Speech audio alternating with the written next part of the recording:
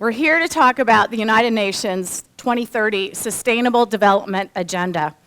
And it's something I'm super passionate about, and it's something I'm a little bit frustrated about too, because I think all Americans, because I believe this issue is the biggest issue that we face as freedom-loving, liberty-loving people who are trying to protect this amazing experiment, which is, can man rule himself? In fact, one of our founding fathers, Daniel Webster, said, "If all my possessions were taken from me, with one exception, I would choose to keep the power of communication, for by it I would soon regain all the rest." And I believe he was talking about the First Amendment, of which there are 5 rights. And the one that I'm particularly fond of is the freedom of speech. And I declare, as so many others, that if we're not using all 5 rights, I think a lot of people don't even know what all 5 rights are in the First Amendment. So if we're not using them all, which ones are we losing? And as Dr. Orient expressed in the beginning of this morning, we are losing our freedom of speech.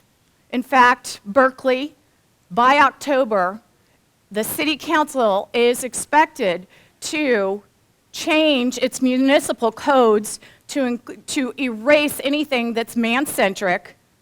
Even brother will be called sibling. She is they, he is them, and all sorts of other freedom of speech, taking, stealing things. But as Daniel Webster said, it is by using communication, which we are doing right now, using all sorts of tools to communicate, to share the truth. And don't we all just want the truth? In this quest to get out the truth, in 2012, I did one of the most scariest things I've ever done. I ran for Congress, and it was against an entrenched Bay Area politician. I didn't win, and Southern Poverty Law Center will be happy to tell you that I'm a failed politician, an extreme right-wing conspiracy theorist, because I talk about this thing called United Nations Agenda 21 Sustainable Development. And then in the next year, actually later that year, I took a bold career move, a non-paying career move. That's me. Is there the big button? Oh, okay, the one that I can't miss. Okay, that's me.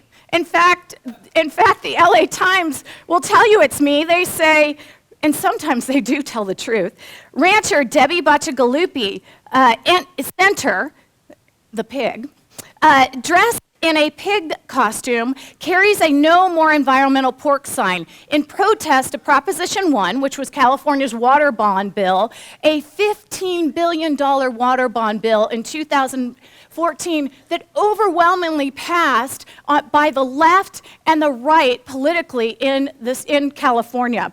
And in that bond was things like sustainable communities. That's right on top of the page, 7. For those many people in California who've been fighting against United Nations Agenda 21 Sustainable Development and the 2030 Agenda, the New Urban Agenda, there's a whole other, slew of names about this agenda that we're in the 21st century. Overwhelmingly, people voted for Prop 1.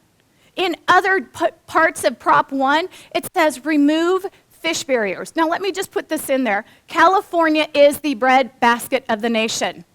In our state, my state, even though historic droughts have, riddled our ability to grow food and produce products, but it's part of our history.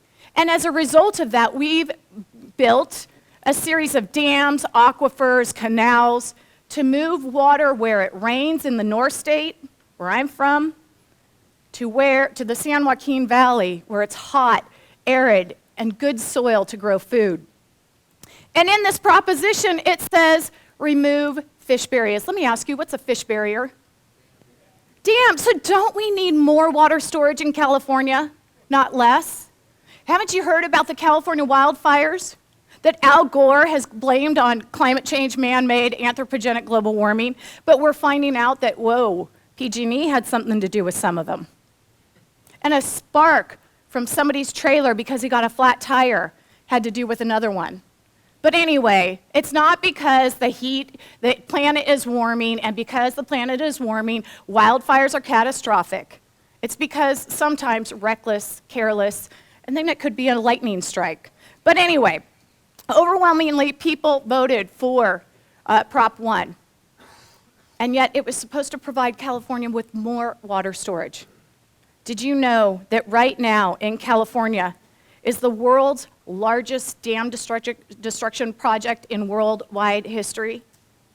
In the Klamath Basin, where my family lives, is an agenda to remove, to destroy, not remove, destroy 4 clean, green, renewable hydroelectric dams. These are multi-beneficial dams, and they're starting with 4. Their goal is to remove the 4 dams on the Klamath River, which, by the way, the National Geographic describes as an upside-down river. It's a rare river case. Upside down meaning that the coldest, cleanest water for fish like coho salmon is closer to the ocean. And where the river begins is, muddy, murky, warm water suckerfish like to live in. But that's not what you hear in the news.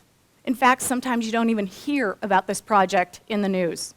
And I can tell you, like so many things that we hear at these sorts of awesome conferences, there's so much junk science that is mind-boggling and maddening. And this directly impacts my family.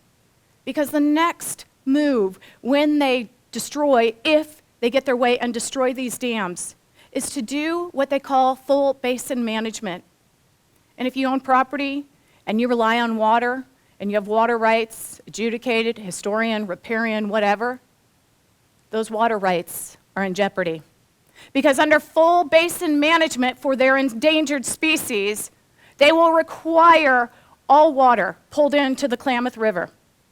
Because at the end, late September, when coho and other salmon, mostly fish hatchery, are swimming upstream to spawn, in the past, the Klamath River has been not a river that you could swim up. In fact, ranchers and farmers and people who have lived on the Klamath before and after the dams were put in would tell you about the Klamath's history. That it was, and Klamath means stinky water. So the largest dam destruction project in worldwide history to save and allow more spawning stream for their pet project coho salmon in late summer in the past was a river where you could walk across the river and not even get your feet wet. In fact, you'd get your feet muddy. But the history and the past and the truth does not matter to these technocrats. What matters is their legacy and their agenda. And if you think about Al Gore's legacy, what a fool he would look like if he had to retract what he's been up to for the last 25 years. Could you imagine? That hypocrite will not change his legacy. In fact, he's adamant that his predictions, like his 10-year predictions, will come true, at least with propaganda. I'm a cattle rancher's daughter and so proud of it. This is a little snippet of our ranch. Those are black Angus. Can I say black? That's my horse, Freedom. And those gaseous-looking things up there, no, that's not methane. Those are clouds.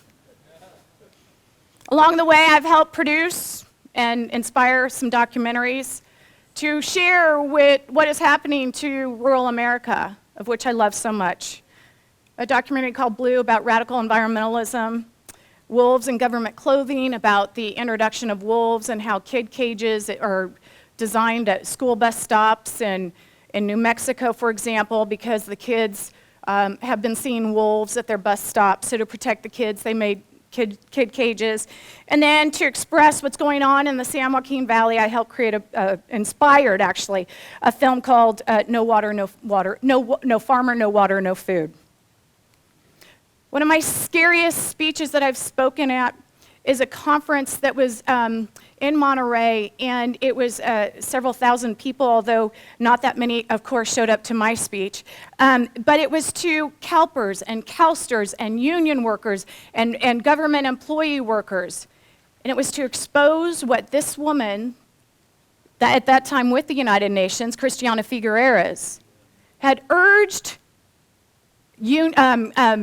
retirement systems, like Harvard retirement system, and again, like CalPERS and CalSTRS, which is our California pension and California teachers, probably the largest pensions, we're talking hundreds of millions of dollars, to sign an MOU with the United Nations Principles for Responsible Investing, and it's probably something that most people have never heard of.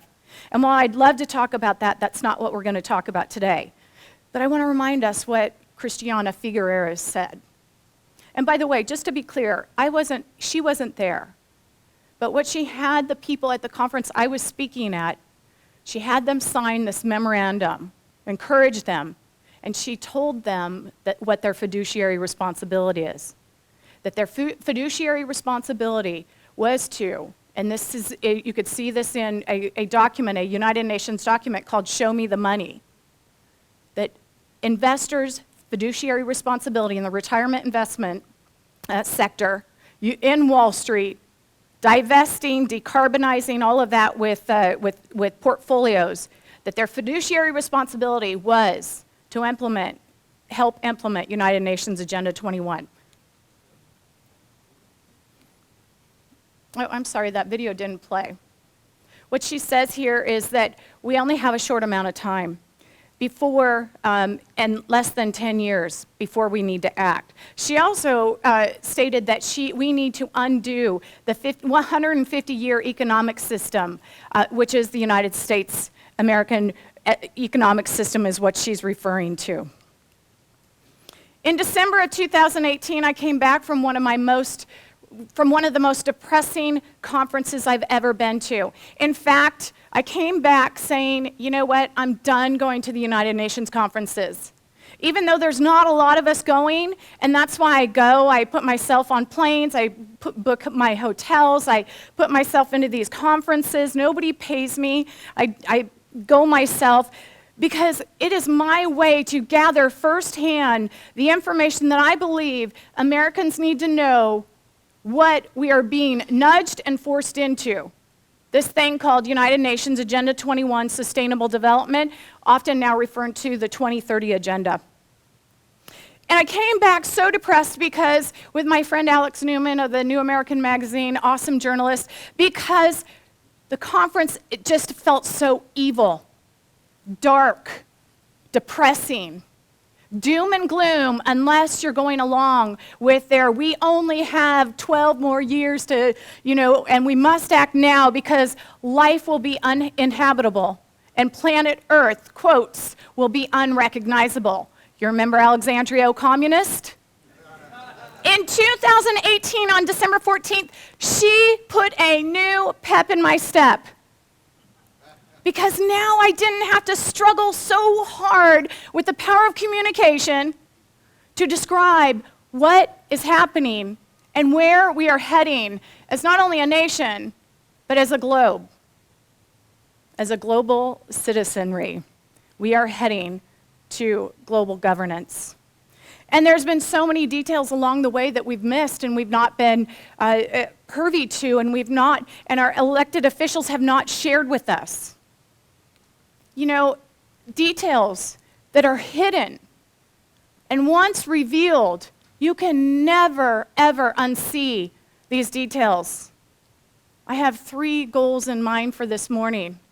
One is to encourage people to educate others as often as possible. Even if you're standing in a grocery store line and the clerk is asking you to buy do you want to buy a paper bag or a plastic bag? And I always respond, always without fail, no, I will not buy a government bag. And it's kind of crazy if you think about it. They want me to buy a plastic bag to save planet Earth from plastic, yet everything coming down the belt is plastic. My toothbrush, the toothpaste, the safety. Remember, we got to, have safety requirements in our food, so it's covered with plastic. And then they want me to take my plastic credit card and stick it into their plastic credit card taking machine to buy a plastic bag to save planet Earth, and then I'm going to get in my car and drive on the asphalt, and all that stuff is made with fossil fuel. It's maddening. But anyway, it's also another way that I get to share with my community the craziness of this all, the ludicrousy and the hypocrisy. So in this logo, there is a detail that once you see it, I promise you, you can never unsee it. Who knows the detail? Just 2 people? Just a couple people?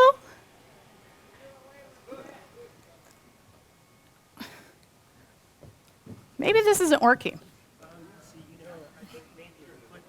All right, I'll just... You have to start the videos on the... Okay, all right. Do you see the arrow? Oops, sorry. You see the arrow there? I promise next time a FedEx truck goes by, and it'll happen soon, you cannot ever unsee that detail. What was once hidden to you now, what was once hidden to you is now revealed. And that is the same about United Nations Agenda 21, the goals of it, the 2030 agenda, which we're going to go into. And it's quite interesting to me that politicians are so afraid to talk about this thing called UN Agenda 21.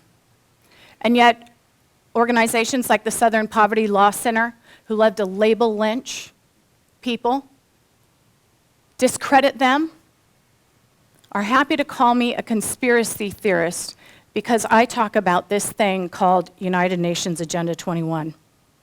In my quest to find the truth, I want firsthand information. And so I've gone to a couple conferences. I went to the Rio Earth Summit in 2012 when I was running for Congress, the Rio Plus 20 conference.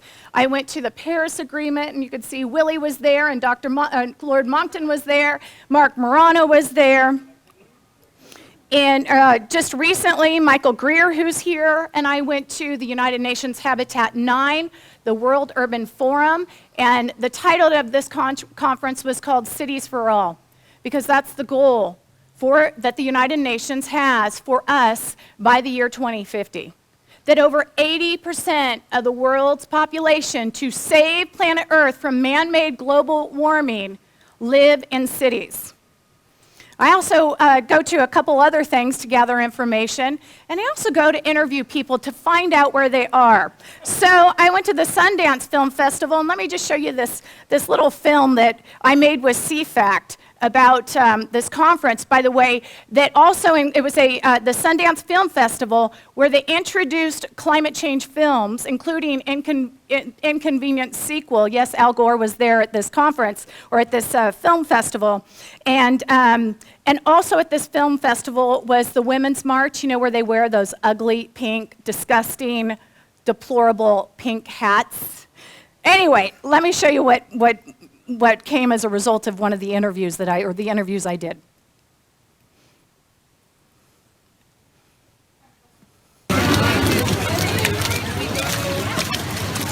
It affects our ability to reproduce. Protect your land base. You can't have sex without it. Sex always sells. What's that have to do with climate change? If we don't have a land base, you can't have sex on it. There will be a flood. We will be underwater. Your opinion does not trump science. Back in the day in Park City, I'd be 3 feet of snow right now. So you can't deny climate change. It's not called global warming. Just because it's snowing doesn't mean it's not happening. I know it's freezing out here, but when you look at what's going on at the polar caps and the polar bears not having a habitat, which it all trickles down to all the rest of the organisms in the world, it's real. We had had the hottest temperatures on record in 2016. They're only projected to get hotter in 2017. Times in the summertime, it's not as warm as it used to be, and it's damaging our ozone layer. And Weather patterns have changed. Climates have changed. People's crops are drying up. There are people who can't feed themselves in countries that should be feeding themselves because we've ruined our planet. Our lives matter. Climate change is real. Stop trying to deny it. Climate change is real! Climate change is real! Climate change is real! Should climate deniers be put in jail, as some have suggested? yes, they should be. Are they criminals? I think so. To the earth, to our land. Send them to live on icebergs that are shrinking. But I also think you gotta watch out for nasty women like us because we're gonna protect the planet and it's our duty to protect the planet and we're coming for you. One of the speakers of this march was Chelsea Handler, who is given a pass when she talks about certain colored people. But somehow you and I were different, and it's probably because we don't believe the things that they do, or believe in the things that they do. Also at the conference, like I said, was Al Gore, and he released his Inconvenient sequel. And I stood for probably over an hour and a half, and any of you who go to a conference when Al Gore is there, it's just amazing. Like when I went with Mark Morano and Craig Rucker to the Eco City conference in Melbourne, Australia, a couple years ago.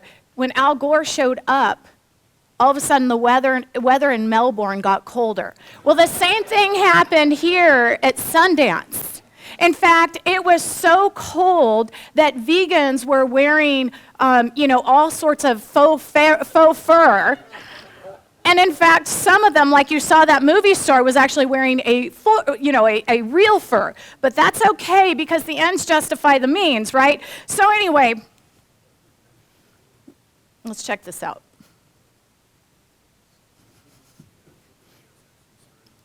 Loved it.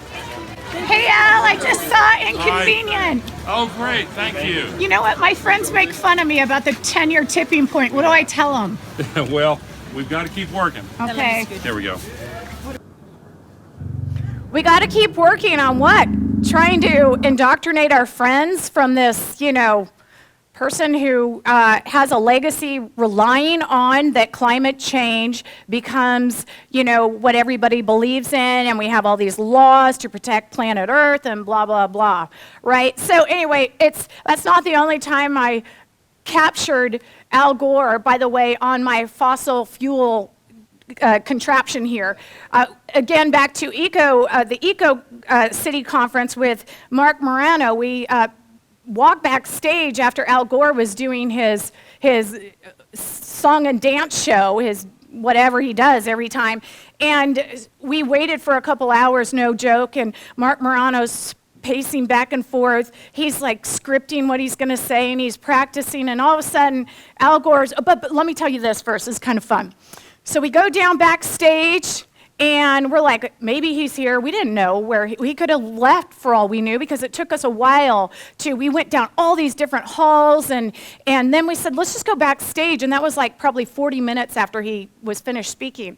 And so there was a covered garage, and I said, oh, Mark, there's a car right there. There's an SUV right there. It's running.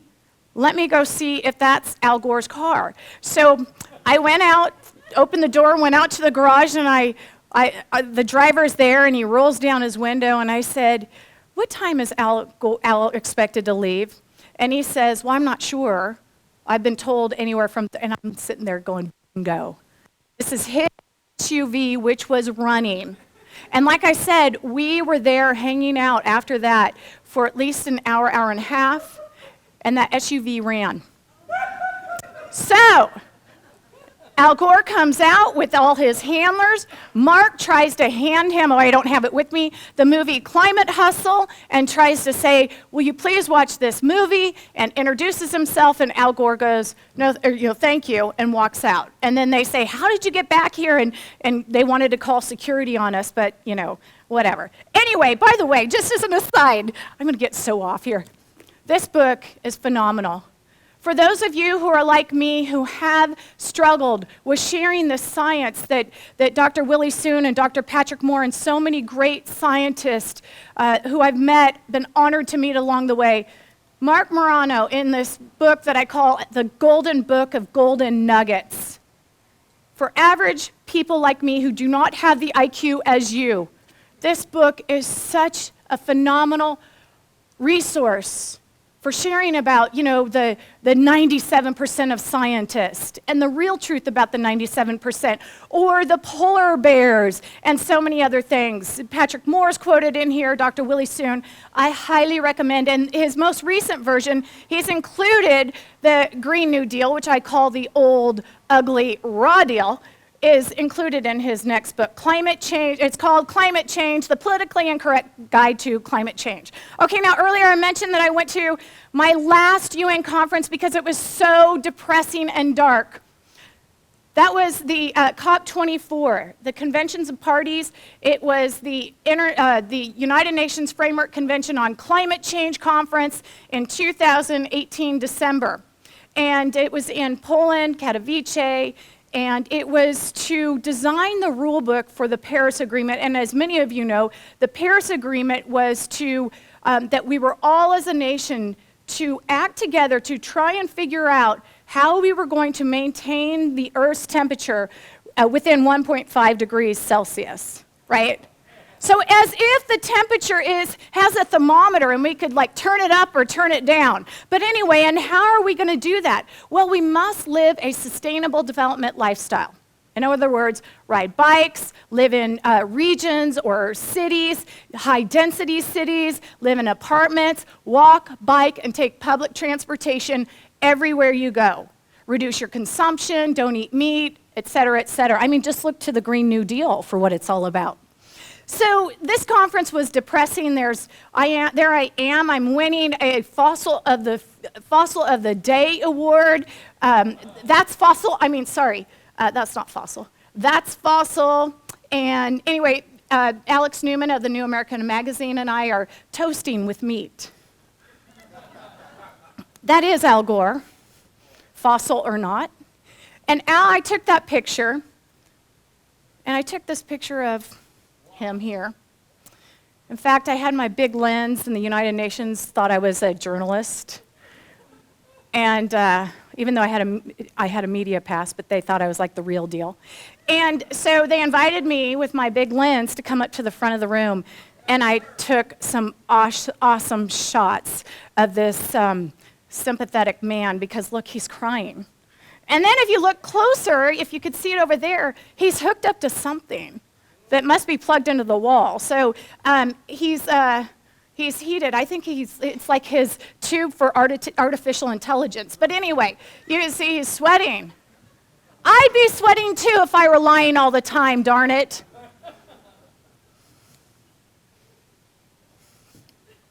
And this is why I say this conference was so depressing.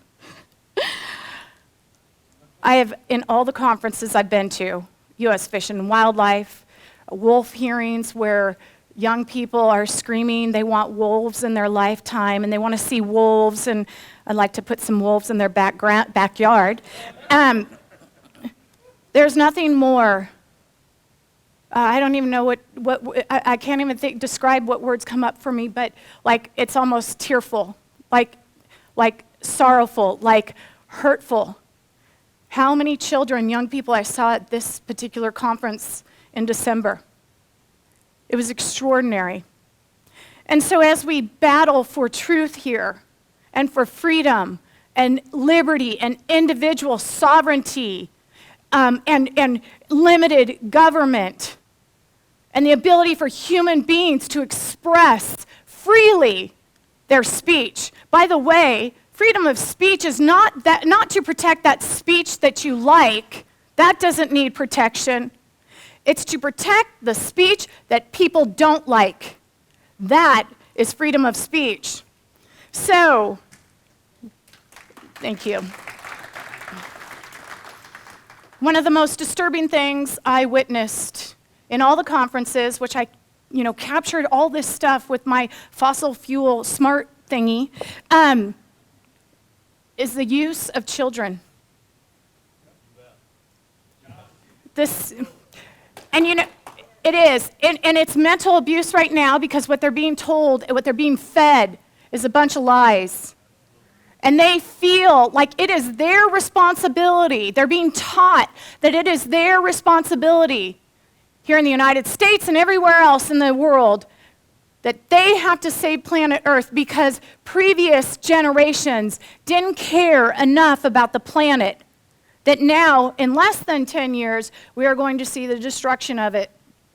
So, as an entry to this next slide video it is, prior to listening to this choir, at the United Nations conference, they often have like exhibits.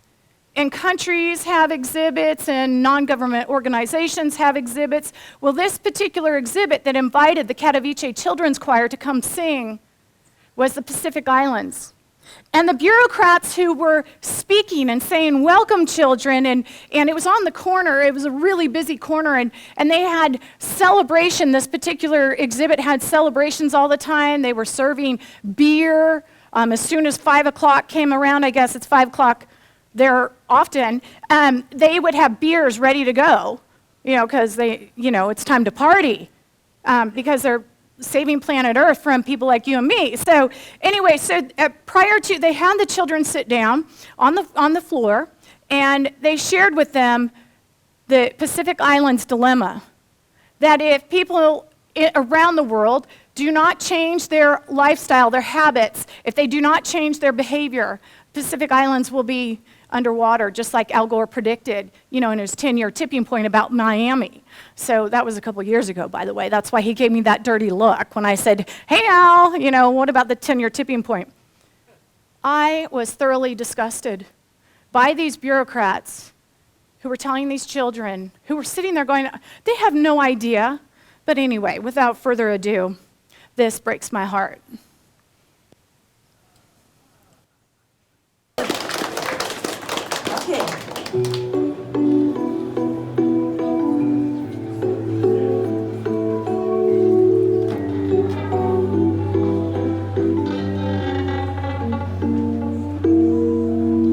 I cannot breathe today. My world is on fire.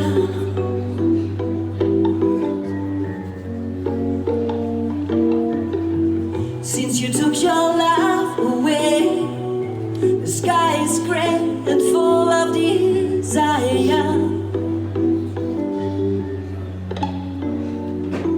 I need air to breathe, everywhere for you and me. This is my farewell song. By the way, as this is going on the side here, you can't see a big monitor. And on this monitor were pictures of children, videos of children, and climate catastrophes. You'd see children running through, fields, and there's flowers, and then all of a sudden you'd see like a windstorm, and they used, like Kansas or something where there's, that happens, and there's empty space to say, oh, look what's happening. To me, folks, this is the most disgusting, abusive thing that any type of thing that anyone can do to children. And then there was the other youth. Some of you may have heard about this on the news at this past United Nations Framework Convention on Climate Change conference. And this was during the Trump's administration presentation of our mixed energy sources, including renewable. So what happened here, and by the way, in this video, you won't see it, but the United Nations asked to take a picture of my badge to turn me in, because during this protest at this panel discussion, the youth were allowed to interrupt it.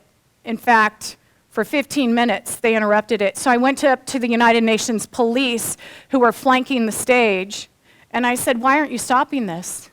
Why aren't you stopping this? And then I went up on stage to talk to the panelists and say, why aren't you stopping this? They did nothing. Took a picture of my badge, said, I need to see your badge. But the children, the youth could go up there. If any of us pulled that kind of shenanigan, we would be banned forever from the United Nations conferences. And then we found out later that the United Nations knew about this. It was pre-planned. So anyway. Shame on you! Shame on you! Shame on you! Shame on you! Shame on you! Shame on you! Shame on you! Shame on you! Shame on you! Shame on you! They start walking out, and I do not miss an opportunity. As they're walking out, I'm reminding them, as they say, shame on you, keep it in the ground, stolen land, that they're wearing fossil fuel, that they're hypocrites, which was so much fun. But anyway, in front of me was Gruna Thunberg, and you know, this is still in the realm of what's happening with our youth. What they're being indoctrinated with is highly disturbing. So if for nothing else, conferences like this must continue. Because if we really care about our children and our grandchildren, we must get louder and prouder about the truth. And everything I've heard today is the truth. And we should be just, absorbing as much information. Like my presentation may not fit your communication style, but I'm hoping that one thing, maybe a couple things, might give you access to all the masses of people who need to hear this, the masses of people that the media is not telling, that our politicians elected, both Democrats and Republican, are not sharing with the people. There is no white horse coming to save the day. It's you and me. We have a big task before us, and it often feels so burdensome that I get so tired. But my dad, love him, has said a couple things that I will never, never let go of. And one is, many hands make light work. The other is, the squeaky wheel gets the grease.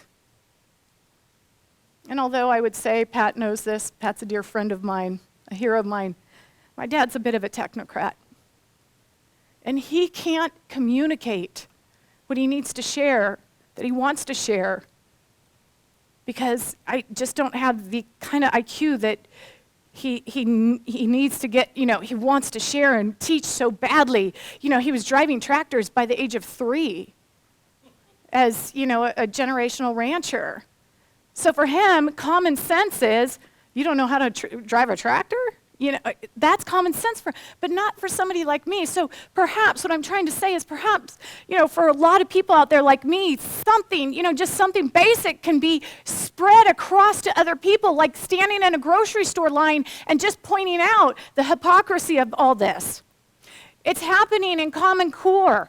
This is a 3rd grade Common Core reader that I was given by a New Mexico cattle rancher teacher who said that, in New Mexico, Common Core is better than what we've got. No. Taking your children out of public schools right now is better than what we got, because all you're going to hear in schools now, because they have to teach it, because we're passing laws and legislation, whether it's Portland or California, oh my gosh, the sex ed things that are coming to our children, which are like 20 different gender designations. My nephew, who goes to Berkeley, had to, his first year in college, had to say, I identify with the male gender. What? For my other nephew, CFACT is coming out with another film, the sequel to Climate Hustle, and honored to be, hopefully if I make the cut, they interviewed me about, my fears about this stuff, and here's what it is. My nephew, who's now in high school, but at the time was in elementary school, he was going to a private school, very expensive private school. His private school was teaching sustainable development, the Earth Charter, social justice, all these things. and signed on to the United Nations Earth Charter, as a matter of fact. And so I was worried, how am I going to communicate with my nephew down the road?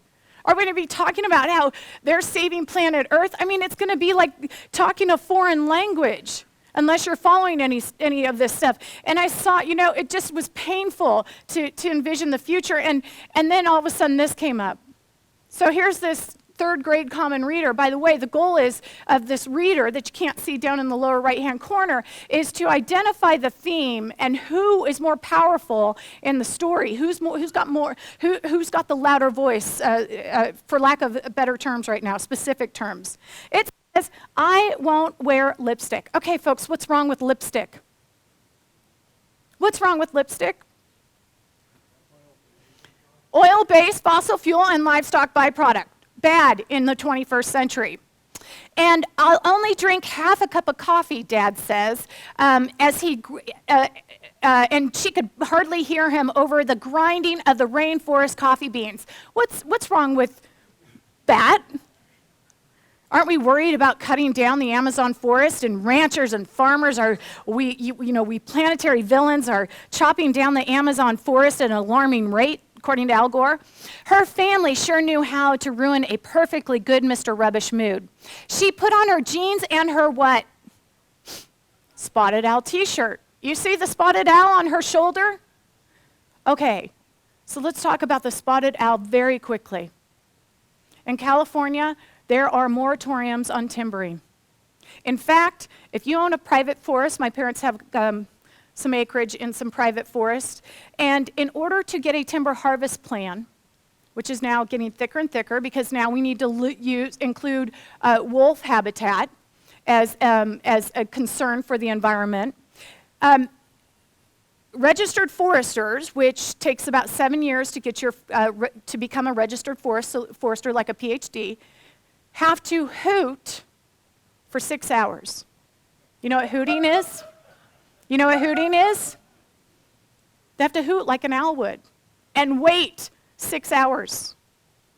So about 10 or 13, I can't remember the number, years ago, neighbors of ours who have a lot of timbered land, timberland above us, lots, were putting together their timber harvest plan. They were hooting for only 3 hours way back then.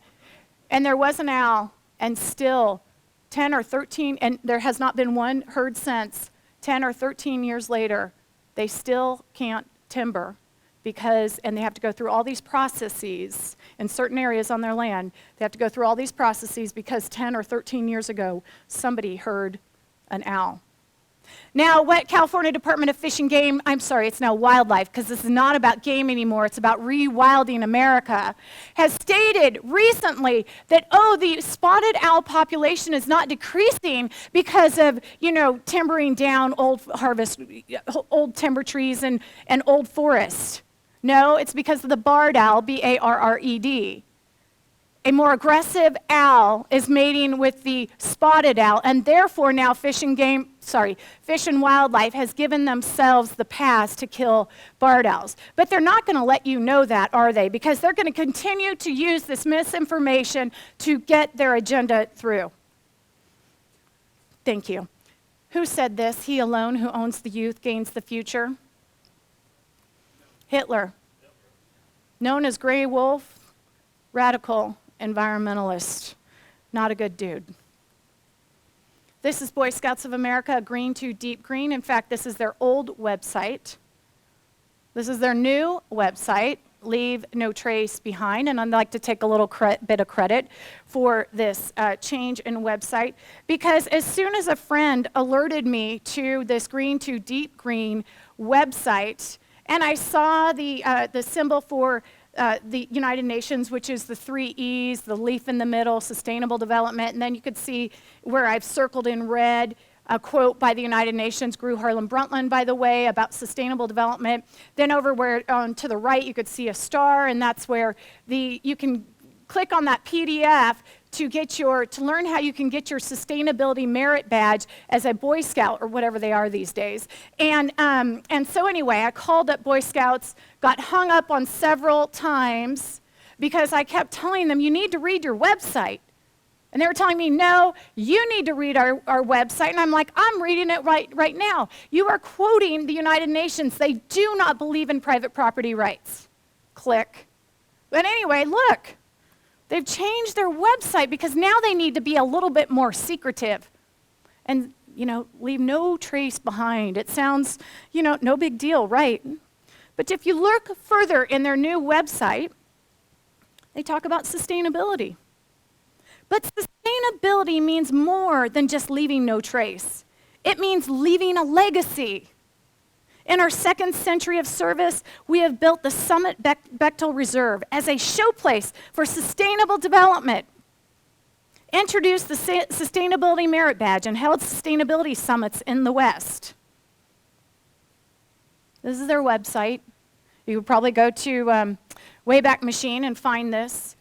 And when you click on the Sustainability Merit Badge, how do you get your Sustainability Merit Badge? Here's how. You take a list of all the unsustainable things in the 21st century that is in your home.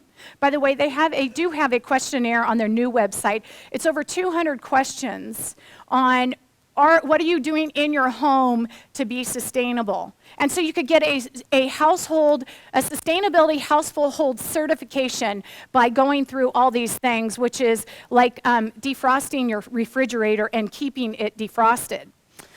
So anyway, you could get your Sustainability Merit Badge by making a list of all the unsustainable things that your family is up to.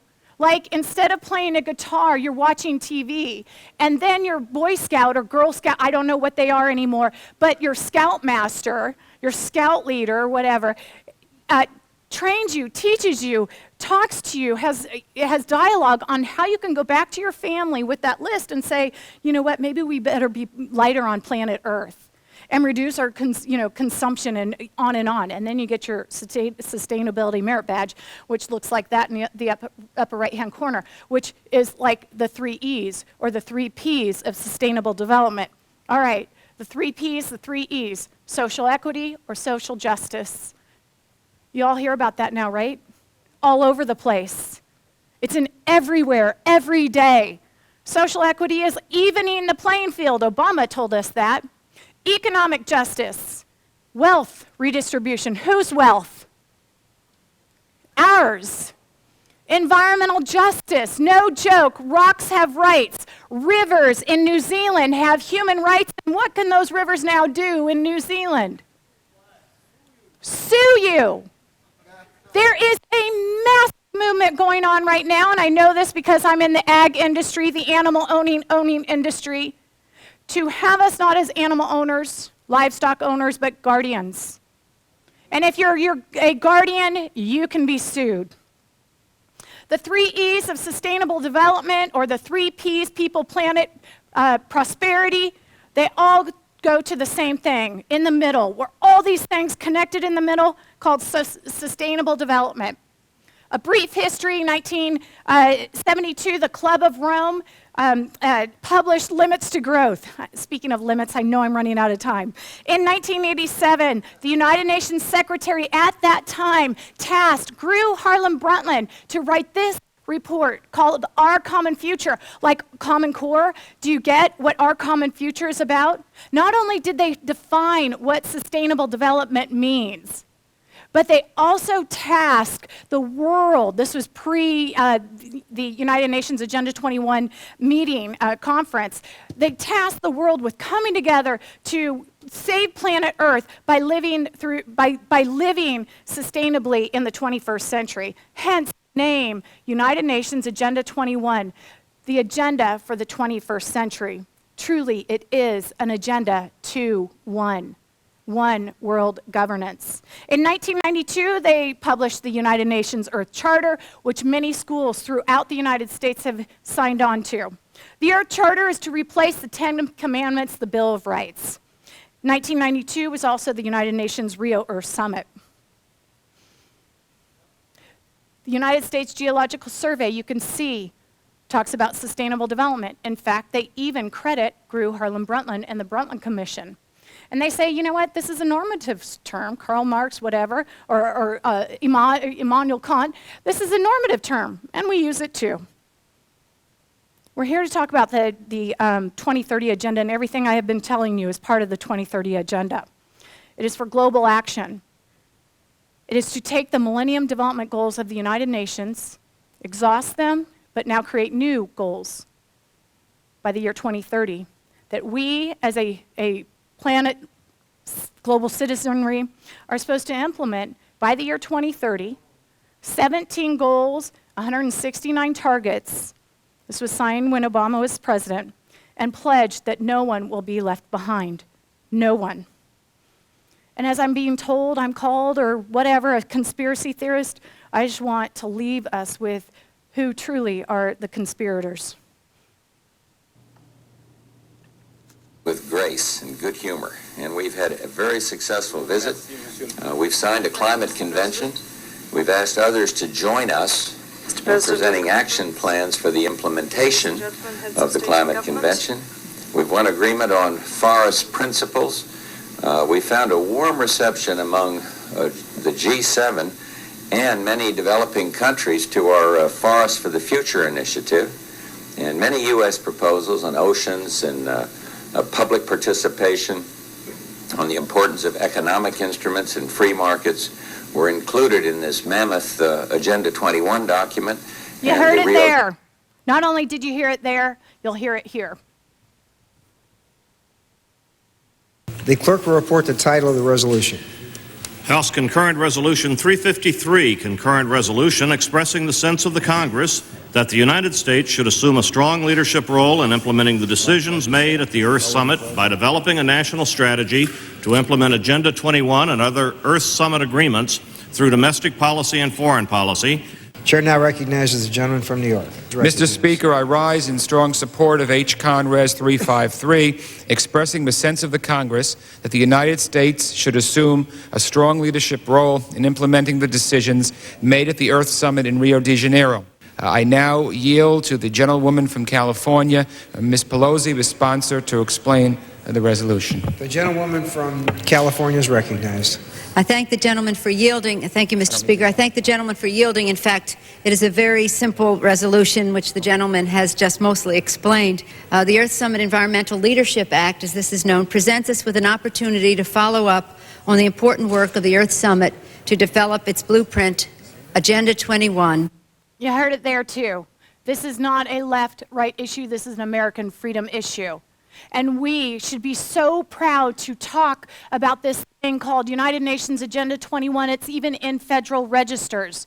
I have books, and you can come up later and meet me down there and look through their documentation. This is what George Herbert Walker Bush put tons of money towards, the Global Biodiversity Assessment Report. This is a huge document saying things like fences are unsustainable. Anything that serves human needs, quotes, unsustainable. Paddocks, ponds, electricity, all these things, religion, unsustainable. And this is the Policymaker's Guide, 2011. No wonder why Nancy Pelosi says you have to pass it in order to find out what's in it. This book is a crook book. It is an environmental crook book and does not believe in private property rights. In fact, according to them, private property rights are unsustainable because they cause social equity. Where we're heading is here, and I hope Patrick talks a little bit more about it.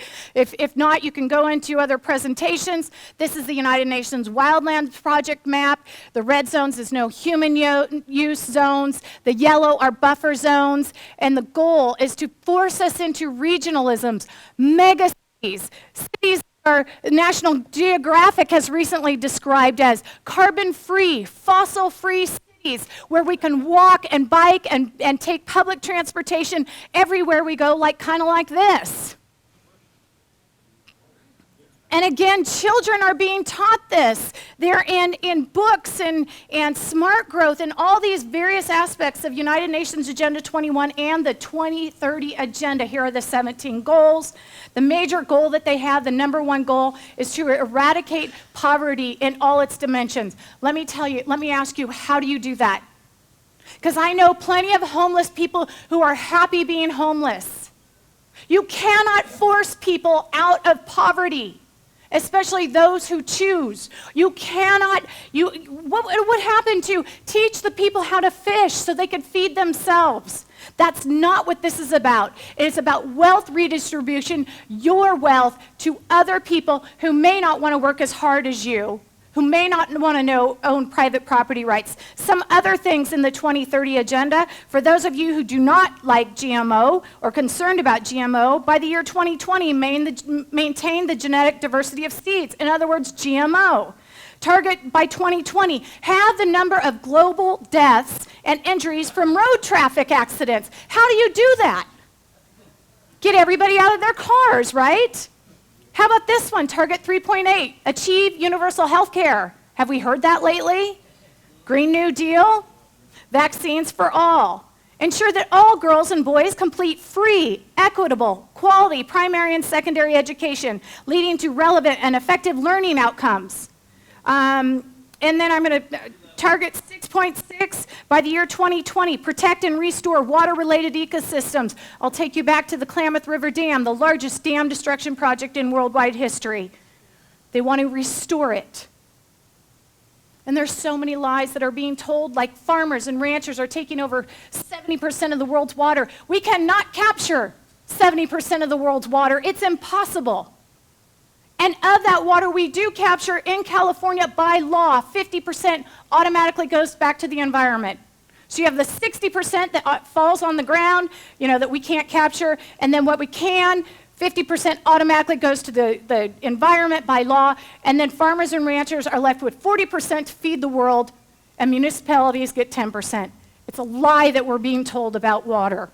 And things that are showing up are the Wildlands Project all over California, where they're using endangered species as priorities for land acquisition, happening right near my parents' ranch.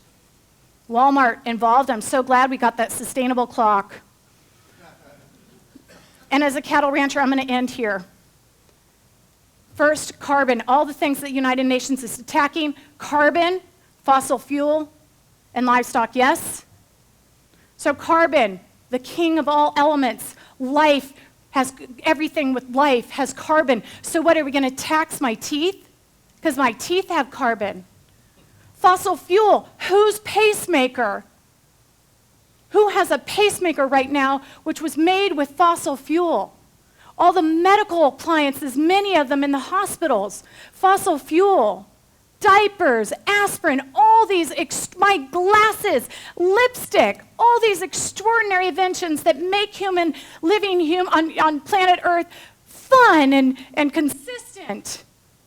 And then there's the attack on livestock, and I'm going to end it with this. It is impossible to be a vegan. Impossible, and I get hate mail about this. It is impossible to be vegetarian. You may not stick that piece of food down your throat, but how it got to you was by the use of livestock, carbon, and fossil fuels.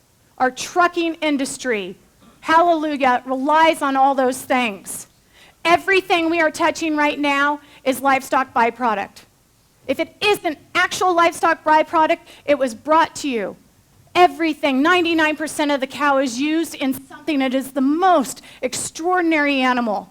Not only does it provide us with proteins and milk and helps save the environment, it eats in forests, in steep hills, and keeps the forest not, rich with trees, but actually, thins the forest and fertilizes and all these wonderful things. But look, all these things are livestock byproducts. Lipstick, shampoo, detergent, makeup. You see that glue? The clue is in the glue. Who's Elmer? Elmer is a cow. So your sticky notes and things that stick like asphalt, livestock byproduct. And, even those vegan, they want to ride their bike to save planet Earth to the grocery store. Those tires, the asphalt that you're riding on is livestock byproduct. So no, people, you cannot be a vegetarian or vegan in modern day society. And we rely on carbon, fossil fuel, and livestock byproducts every day to live the extraordinary lives that we do in America. Do you feel my mama bear? Daniel Webster said, our destruction, should it come at all, will be from another quarter. From the inattention of the people, he says, their carelessness and not paying attention to our politicians, that we would be made the dupes of designing men, and I guarantee that's what's happening right now. Do you see the arrow? You can never unsee it. Folks, we are either Americans or Americants. And I hope that you're going to stand with me, that this experiment called self-governance and governance and can man govern himself is the most extraordinary experiment, uplifting so many people out of poverty all across the world.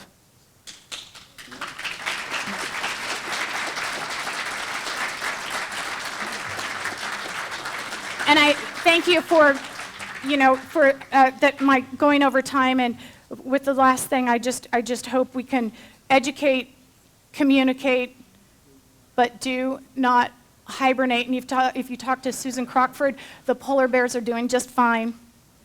We must activate. Thank you.